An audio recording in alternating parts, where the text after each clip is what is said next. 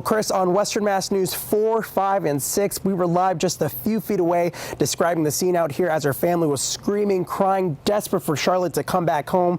Now tonight you can see behind me outside of her home a much different scene. Everyone is back inside. I'm actually going to walk on over this way because I want us to pan this way. You can actually see a number of law enforcement, or excuse me, first responders that are here. We have seen fire trucks, we have seen police, we have seen 2 ambulances.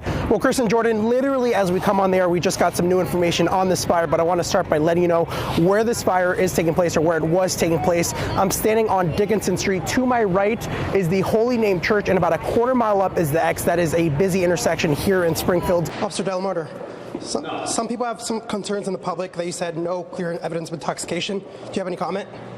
Not to you, James, no. You just said during that hearing that he was off balance. Does that seem to you a sign of intoxication? James, I have no comment for you. His brother is unaccounted for and was scheduled to fly on that plane earlier this morning. He tells me that his brother has not answered any calls and that his car is still parked at the location that passengers were told to park. And as a result, state police detectives have asked them for dental records on his brother as they work to locate and identify him. There was a number of people here. They had the hoses still going off. But then we got the news that this was a fatal fire, and that at that point they actually put up all this crime tape. They moved everyone out of here, including the media. And we also seen officers that have been going inside that apartment building with shields and with guns drawn. Social media played a huge role yesterday in trying to find 11-year-old Charlotte Mosia. Amanda Disley of Springfield tells me that she saw the post like this one on Facebook, but when she saw that she was kicking and screaming and was forced into the car, she knew she had to do something to help. She just never expected to be in the right place at the right time so that could happen. Amanda Disley and her husband, Benny Correa, were just picking up dinner Wednesday night, all while reports spread of the abduction that happened on Amherst Street. They were at a stop sign on Arnold Avenue when I said, yo, babe, that's that car. That's that car. I seen that car. You showed me that car. That's the car. To make sure they weren't mistaken, Amanda quickly pulled up a picture of the suspected car she saw on Facebook. That's when they took a right onto Boston Road and began to follow it. Car was dark, at least 5% tint. When I seen it, I knew it was the car. So I pulled up against it when I got up to Harvey Street, and I flashed my high beams. The guy pulls up his hood and covers his face. Started to dart up Harvey Street, and I darted right behind him. Springfield, where you are. They're turning down streets trying to avoid me. In this exclusive video given to us by the couple, you can see that they follow behind him while on the phone with 911. My husband reversed on the main road. Right onto the main road. We blocked him. To block him in. He jumped over a curb, and that's when the high beams flashed right into his driver, and I saw his complete face. He threw the hood back over his face, and I saw someone in the back seat pushing someone down. And that's when we were like, It's him.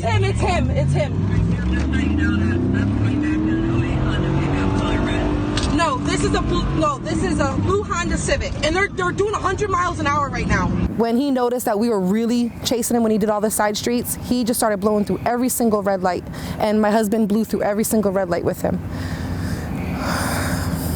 The couple not giving up and refused to let the suspect get away. He just blew through the red light. He's blowing through red lights. He's blowing through red lights. Amanda and Benny never expecting to be in that position with their own 5 kids in the car, but they knew that in the one they were chasing, it was possibly life or death for another child. I feel relieved that we didn't chase the wrong person, and I feel relieved that my husband stepped up and that we got the plates, because the plates led to them finding him on the highway because there was no notice of any plates. The 2 praised police for their response because as they were chasing the suspect, they ran out of gas. And their car took a beating, now dealing with damage they were never anticipating. We blew our suspension. Our tire. Hey, I hit some dirt. I almost killed me and my kids because I jumped in front of cars and blew through red lights. And yeah, we ate a lot of dirt, as you can see. I wasn't thinking about that. I played it safe. I looked both ways before I crossed the street. I made sure there was no cars coming before I ate the red, and I was on them. Hours later, and still trying to process what they just did has been difficult, they say, but they tell Western Mass News it's exactly what they hope anyone would have done when a child's life is at stake. It takes a village. It's a city. It's our city. We don't do that stuff around here. That's not how we play. There's zero tolerance for that. While yes, their car is now damaged, they say that's nothing considering the role they played in making sure 11-year-old Charlotte is back home with her family, safe. There's still good people in the world. Not all people are bad. Just play it safe and make sure you watch yourself at all times. The world is not what it used to be. James Villalobos, Western Mass News. Well, for a year now, we have returned to the Bailey's living room a number of times as we worked with them to try and figure out what happened to Achim. We did so again tonight as they reflected on the past year. They also shared with us their reaction to the mayor's decision to take action against the bar. As the search for Achim continued, billboards with his name, face, and reward began to appear all across. Hugh and Dorothy Bailey sit in their living room and watch the latest report regarding the disappearance of their son. The two still struggling till this day.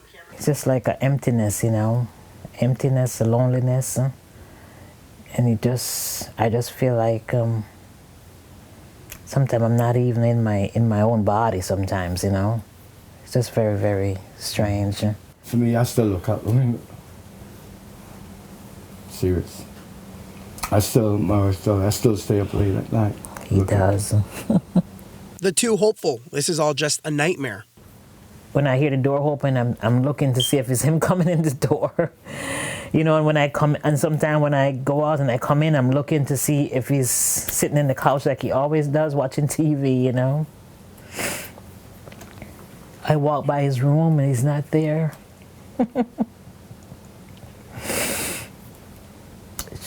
It's just very hard. This year, they say they didn't put up a Christmas tree or Christmas lights, something they just couldn't bring themselves to do. It's to the point where, you lose your child, it's like part of you is missing. Yeah. And missing to a sense where, for me, you feel like your heart is split in two. Half is with you, half is with you. The Bailey's still trying to find out what happened the night he went missing, but feels some relief after the mayor took action against the bar following an investigation by Western Mass News. I think that there's some amount of fairness to it, even though the time frame is a little bit less than a lot of us expected. Mm-hmm. But at the same token, I know they do have a business, and they have a business to run. But at least there was some adjudication, and I think that means more than even anything else. That adjudication, Hugh says, was the added safety measures called on by the mayor, one of which including that an officer or security staff must watch patrons and their condition as they leave the bar. But in the same token, they hope there's more love and compassion, something that Achim's mom says could have possibly saved him that night had someone outside checked on him. He was such a good, happy, good-lucky person, you know. He helps everyone. We're at that point where we'd never ever want to see another parent go through what we've been through this past year and what we're going to be going through for the rest of our life. You know, because, you basically dealt a life sentence. As they reflect on the past year, they say the community support has kept them strong. Just as the community never did, they credit Springfield Police Detective John Lopez for not giving up on Achim. As an investigator, he was, he's always been forthcoming, and it's always someone that I can always reach out to, and even if he has no new information, it's always someone that always will pick up the phone when you call. Achim's home now, sitting in an urn on their TV stand and around their necks in necklaces that holds Achim's ashes. But nothing fills the void of his physical presence. I can pick up a shirt and I can hold it in my arms and I can say, it makes my heart feels good, you know.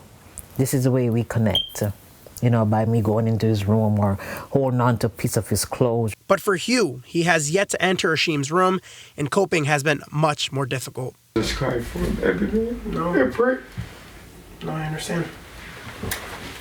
I understand.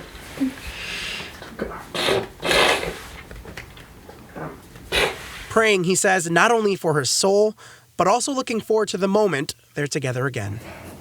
Even if I'll be talking, I just be holding and hugging.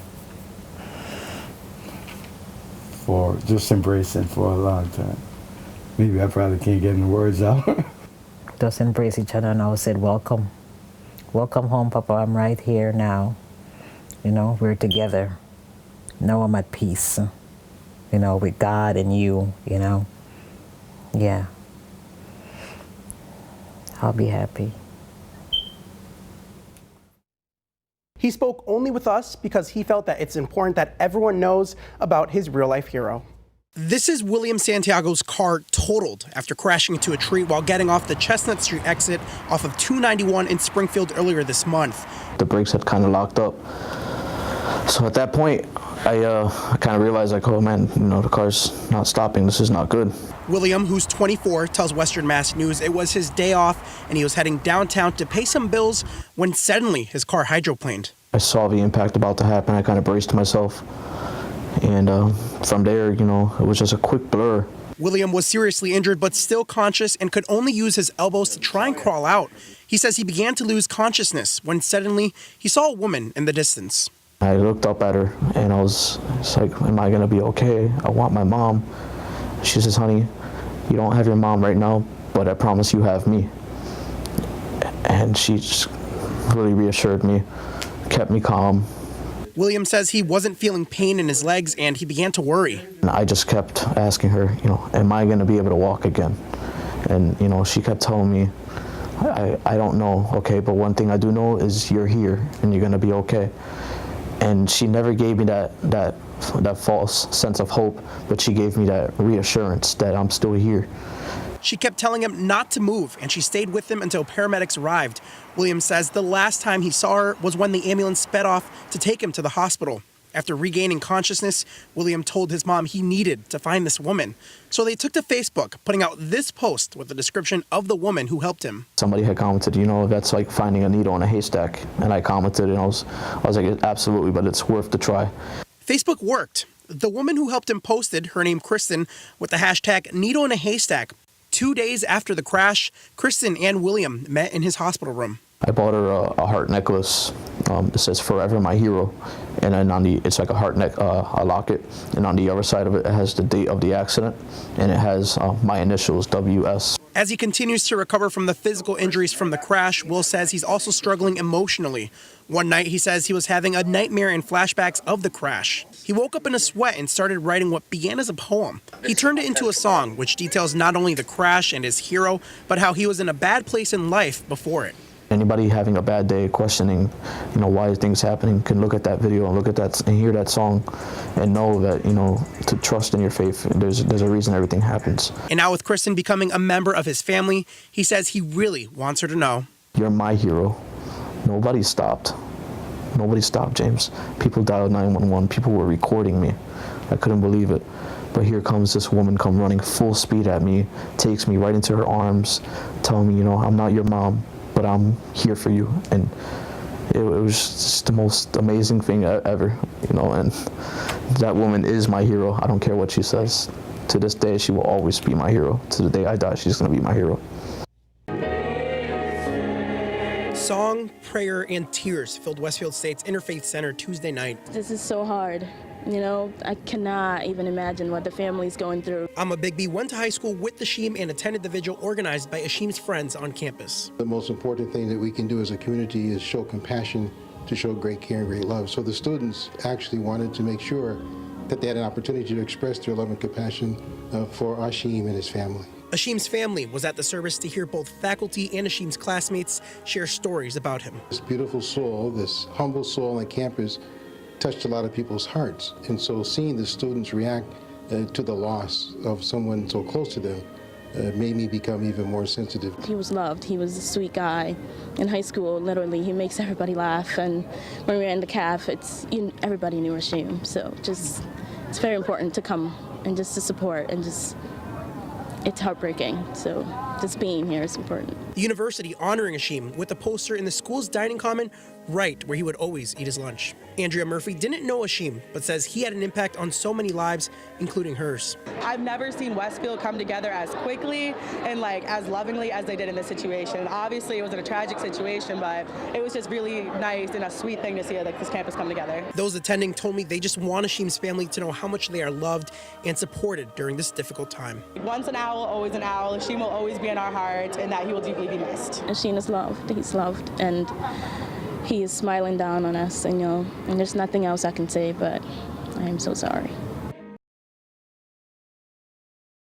This is the 4th shooting in the city since Thursday. Police are also investigating after a 21-year-old's body was also found Friday morning. That discovery being investigated as a homicide. Springfield's Basketball Hall of Fame is getting an entirely new look, and instead of keeping pieces of NBA history for themselves, they want you to have it. A Holyoke native is back in Western Mass after living through Hurricane Dorian. He survived while he was on his boat the entire storm. Today, I sat down with Frank Brunel, who explained to me what he experienced, how he's recovering, and what's next for him. This was a result of an equipment malfunction. They also want you to know that they continue to work on resolving this issue. Springfield firefighters putting out a bathroom fire in the city early this morning. This is a photo of the scene sent to us by fire officials. A perfect day to get outside in the sun and spend time with friends and family and watch Western Mass News. Are the skies staying clear for the fireworks tonight? For the answer, let's check in with meteorologist Jacob Wyckoff. I mean, if that's not a checklist of things to do on July 4th, You're not right? doing the 4th of July right then. Yeah, you got to do the barbecue, right? Hang out with the family and friends, swimming pool, fireworks, and then watch for Western Mass News. Thank you.